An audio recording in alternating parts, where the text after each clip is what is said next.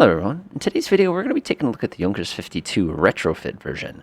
Now this version is kind of interesting because it's going to have slightly different properties than the 1939 version. It is, for one, a little bit easier to start, which I think is kind of nice. It's also got some modern avionics on it, which makes our lives a little bit simpler.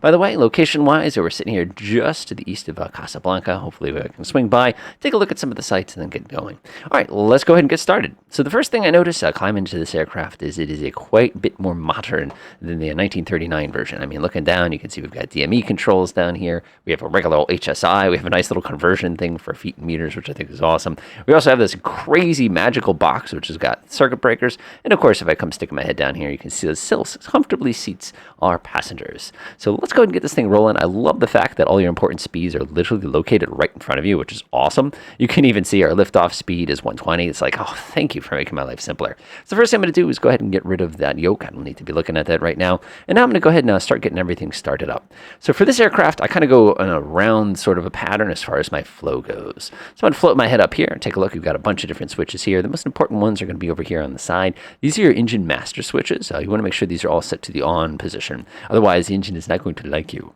Another thing worth checking out too is we have this neat little switch here where we can determine whether or not we're on a battery versus our generator. Right now, everything's going to be running off the battery. We got to make sure we kind of come swing back here and pop those switches later on so we can double check to make sure everything's working correctly. Now that we're all set on that side of things, I'm going to go ahead and bring my head over here, and we'll basically make our way right to left. We're going to go ahead and flip on both our battery switches. We're going to turn on the compartment blower to start cooling people off in the back. We're going to swing down here, flip on our anti-collision, as well as our navigation lights. There's also a button down here for Avionics Master. We want to save that one until we get started. We want to let people with no smoking, as well as fasten your safety belts. We're going to go ahead and arm the emergency exit lighting system. Now, one of the annoying things about this aircraft is idle is actually up and not down. Now, I know this sounds kind of funny, but you actually have to push this down when you get this thing started. It's one of those mistakes that I made a few times when I was trying to master this aircraft. Next thing, the manual tells you you're supposed to put this thing at minimum RPM. I find that it starts better when you leave it at normal RPM, so I'm actually going to pop it up into that position right there. Next, what I'm going to do is I'm going to take the three red handles. This is basically a combination fuel, combination oil lever. And we're going to slap this down to the start position. We'll bring that down to the middle. Next, what we're going to do is we're going to go ahead and click on our hydraulic pump, which is going to be the switch here. If we know that that's working, our hydraulic pressure should come spikety-spike, which it does quite nicely over there. One thing I do want to inspect real quickly, though, is now that I've done that, I want to test my brakes. You can see it's a hydraulic, and not hydraulic, it's a pneumatic braking system. And you can see when I squeeze the brakes that it does show that we have pressure, which probably means the brakes are working okay. It's kind of like the old air brakes on a train kind of a thing. So with that all set, we're now finally ready to get this thing rolling. I'm just going to check a couple things real fast. Chickadee check. Looks good, looks good. Look out my window. I'm carrying fuel, right? Yeah, that is a wishful thinking instrument. I'm sorry. But it does look like we have enough. Look at how much oil we have. Plenty. Well, that's going to go down quite a bit once we get this thing rolling. So now we're ready to get started. So just like in the real world, we open our window. We go, clear props. And everybody goes, okay. So what we're not going to do is crack the throttle. We don't need to in this aircraft. But what we do need to do is do some quick finger work here. So what we're going to have to do is click this thing to the start and then reach down here and slam this lever down once you hear the engine catch. So I'm going to go ahead and open up the safety starter. Click it like that. Put this to the middle position, which is the both. I click it like this, and we jam it down like that. If everything worked okay, you should stabilize pretty quickly. Good. Go do it for the next one. Delightful. And we'll go ahead and do it for the next one. And that's it. Your mixture is now set correctly. That was easy. So there's one more thing we have to do is I'm going to go ahead and give it a couple RPM here, and I'm going to go ahead and pull these lubricant fuel supplies to the run position, which now means the aircraft is running on basically its regular pump. Good time now to go ahead and double check all your instruments to make sure they're okay. We should be showing oil pressure. We should be showing oil temperature. Obviously, it's going to take a minute. The other thing I'm going to be very interested in is fuel pressure. Remember, in this aircraft, this engine is significantly higher than all its buddies in the wings here who can just suck the fuel right out of the wings. So we always got to kind of keep an eye on him. I would expect it to have slightly lower fuel pressure than his buddies, but you can see it seems to be working pretty well. We'll go ahead and float down here and make sure this is locked, which it is. Pop down to my avionics master switch. I'm going to go ahead and snap that to the on position. Good time, too, to go ahead and set up your transponder. Of course, we're in the United States. This would be 1200 for checking on the VFR kind of thing. One of the nice things is you can use this aircraft on VATSIM on account of the fact that you do have the ability to go ahead and use a regular transponder. One thing you want to do is you want to flip your mastery batteries on and make sure all that stuff is good. We can turn on our ADF if we need to. I'm not going to do that. The big thing is my comm radios are working properly. My altitude report is working properly. All my lights are armed. My engines are running smoothly. I'm going to give it just a couple more RPM. This engine can actually idle very low, which is kind of surprising, but like I said, you want to give it just a little bit. Getting a fuel pressure warning here, and we're also getting a pitot warning here. We'll go ahead and fix that real quick. Pitot heat is located right here. You just click these two switches. So these lights should disengage and shut it off. And we're still getting a fuel pressure warning because, again, we're not really running these engines up aggressively. If we wanted to make that little light go away, we could snack onto, if I can hit the button correctly. Can I do it? You can see that'll boost our fuel pressure right up into the green there. But again, you're only really going to need that for takeoff and for landing. Go ahead and pop that. The light should come back on. Perfect. All right, this aircraft is now ready to go. One of the nice things is that we don't have to worry about any of this business down here. These are our carburetor heats. You can see our carburetor is inside of the green range right now, which means we do not need the carburetor heat selection. If these were start getting into the yellow or way up into this yellow, we'd have to tweak these handles to get it going. It's much, much simpler than it was with the cow flaps. I love airplane rolls without warning. That's great. All right. You also notice, by the way, our oil supply is now down to half, which is exactly what I expected.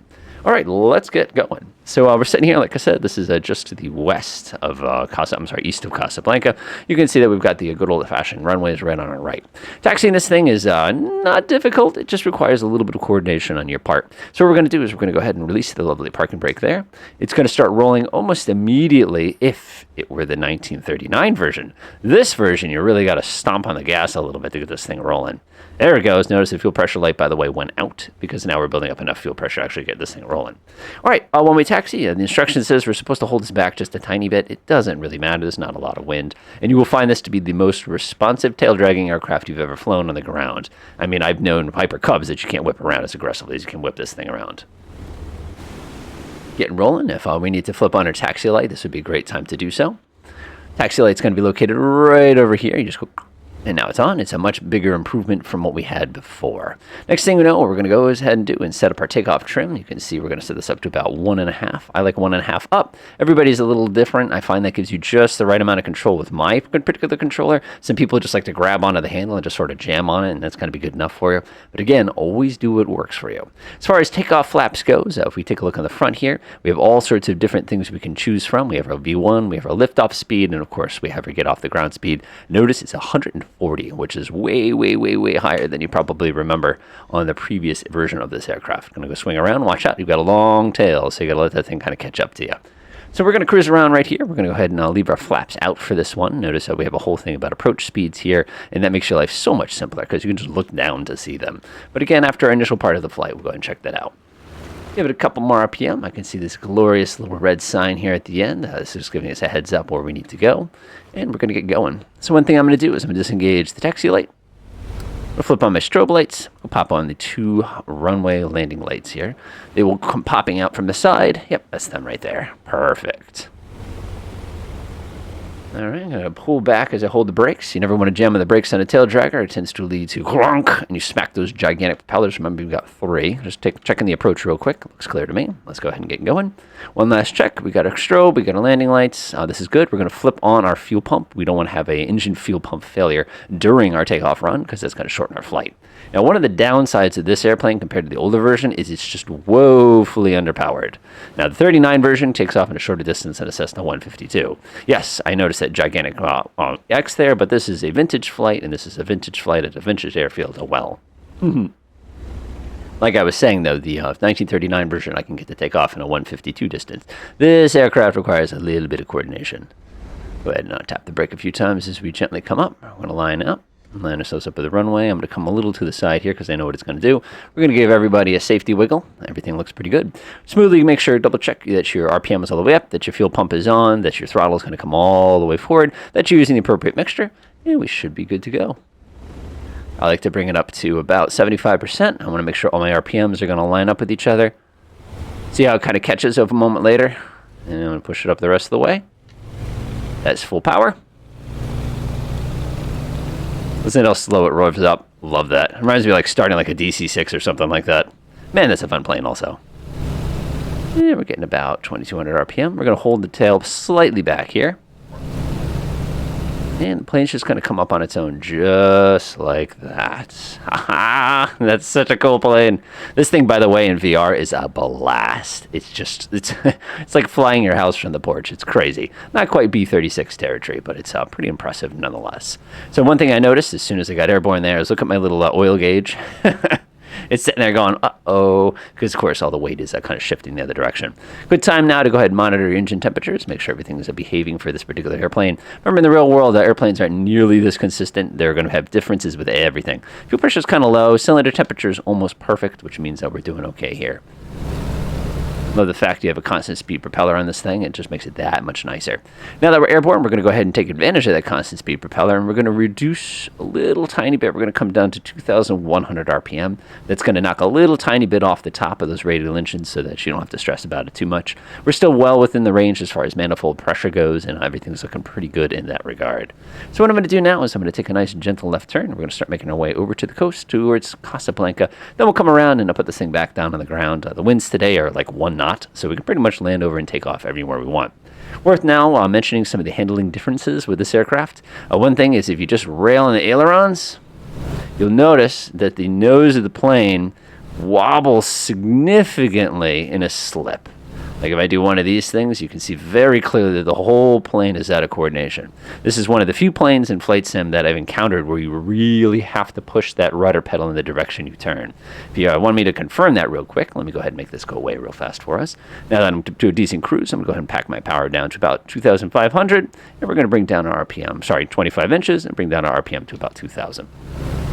So let me show you what I mean. So if I jam on my aileron, you're noticing that the little ball is literally staying in the same place with the horizon. That means your passengers are getting ricocheted around the back of this aircraft.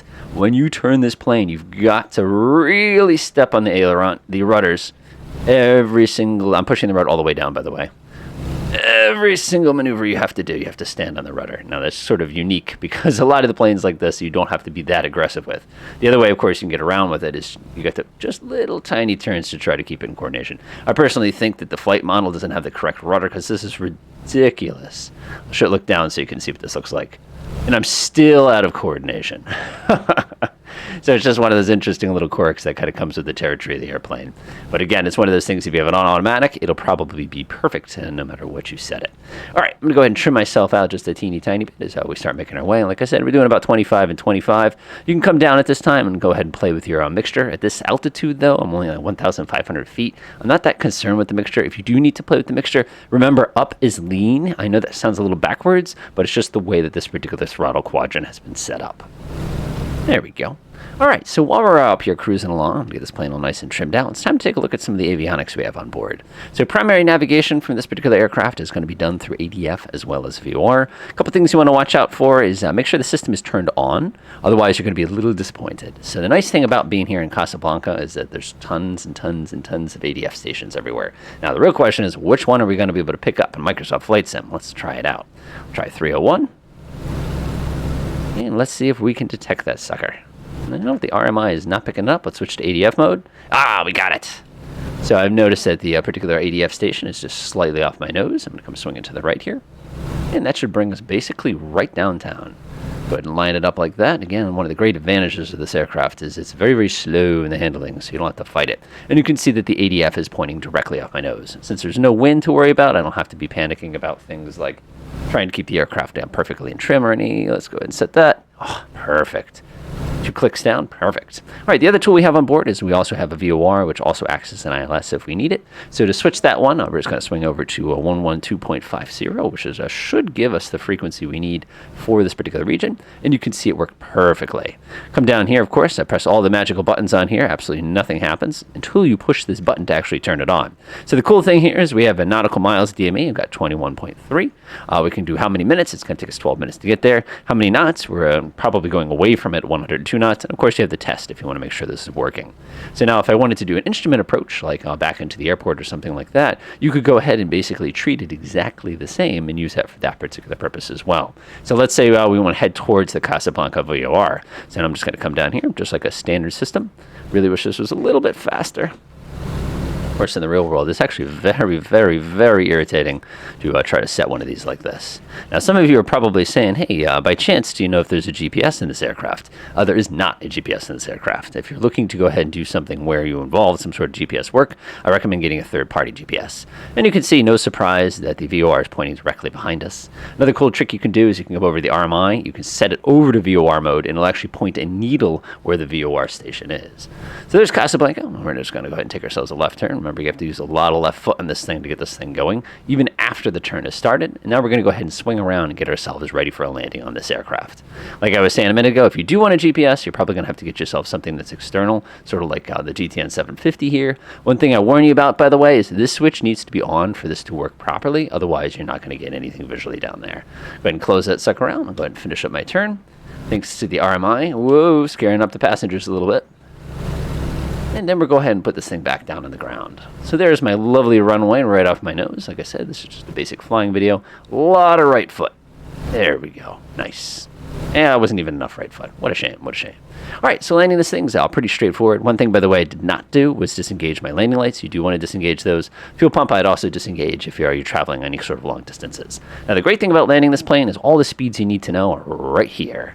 So we're looking at an approach speed. I like how it has a little takeoff speeds. You come down here. Approach flap 0 is 150. If you wanted to do 130, it tells you right here. It's going to be our magical speed. So we're going to go ahead and line everything back up and just get ready to put this thing down on the ground. Now this aircraft, because it is a tail dragger aircraft, basically when you go to land it, the nice thing is you can basically do a 3-pointer where you're going to come in a little slow, or you can do a 2-pointer where you basically put 2 wheels down on the ground first and then you let the 3rd wheel drop down gently. For me, I prefer the 2-pointer with this aircraft because it's easier to see where you're trying to go. One of the mistakes you could do, of course, is you come ripping in. I'm speed up time a little tiny bit here. If we come ripping in really fast and we come down 2 points, there's a good chance we're going to bounce. But again, if you come in at a decent angle and you come in at a decent speed, you won't have too much trouble. All right, let's slow down. We're looking for a speed of 150 if we're doing a standard approach, 130 if we want to go ahead and bring those flaps down. One thing we do want to do is we want to double check some quick things. We're going to make sure our RPM is set correctly. We're going to make sure the fuel pump is turned on. Our landing lights are engaged. Everything looks pretty good. Now it's just a matter of slowing down. There's 150. That's kilometers per hour. Now we've got a pretty good speed. I'll go ahead and bring down our first click and flaps. Click. And immediately the plane will not slow down. It's not like flaps you think of when a Cessna where the plane goes, whoa, when you put the flaps down. Nothing like that. Go ahead and start backing that throttle down. You can definitely start to feel the float from the flaps. Bring down our next notch. Plane's going to start pitching forward just a little bit. And we're going to go ahead and bring out that last notch. That's going to be our flaps 40 there. Now, taking a look on the outside of the plane, you can see those flaps are teeny tiny little pieces of metal that are just kind of chilling there. So not going to do much. Current airspeed is about 105. Like I said, we're supposed to be doing about 130 now. So we're coming in more 3-point speed than we're coming in 2-point speed. But like I said, versus the 1939 version, you actually slow down a little bit when you pull the throttle back. Probably most of that is a function of that better propeller as well. Doing about 110, getting a little slow. Keep in mind we're pretty light here, so I don't have to worry about it. Now, if you remember a few minutes ago, I was mentioning about how much rudder you need when this aircraft to actually safely do your turns. When you're getting slow, you need just as much, if not 3 times as much rudder. So now that we're nice and slow, I'm going to go ahead and bring in that engine again. It takes quite a while to spin back up, and you will start to climb almost immediately when you jam on that. Keep in mind, you got the wash of the propeller over the back of the wing, which causes you an extra little lift boost when you do choose to go ahead and jam on it. All right, let's do this. So we're going to go for the 2-point landing. So basically what we're going to do is stick 2 wheels on the ground, and then we're going to gently pull down our tail. We're very high at this point, which is okay because that 130 seems really fast about now. Probably has to do with the fact this aircraft is very light. Switch to a visual approach here. Keep in mind when the aircraft is actually pointing down right now. So we're actually still coming in too fast. And again, we're trying to lose some altitude at the same time here. Have one hand at the throttle. Remember, this thing is almost like a turboprop with how slow those engines spool up. It's a big old number 17. The goal here is to basically hit the 17 flat. So you're essentially going to fly the plane onto the ground. One thing I like to do too is I actually hit the forward trim button before you hit the ground when you're doing a 2-pointer. The reason you want to do this is so when you do hit on the ground, you tend to stick because you tend to release pressure on the stick. All right, starting to get a little slow. That's nice. It's going to become a 3-pointer if I don't pay attention. Okay, nose is up just a little bit. And now we're basically going to fly the plane down to the ground. This is where you get the patented ground effect from Flight Sim here.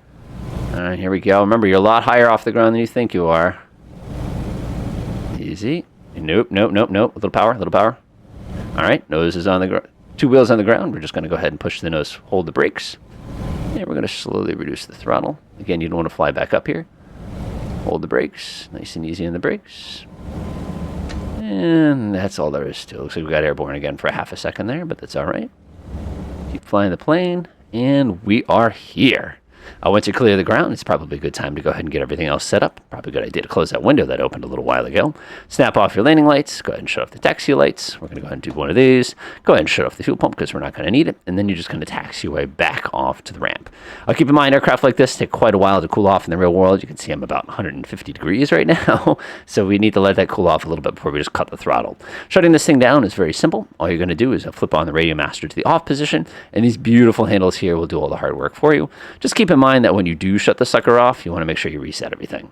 Other than that, enjoy.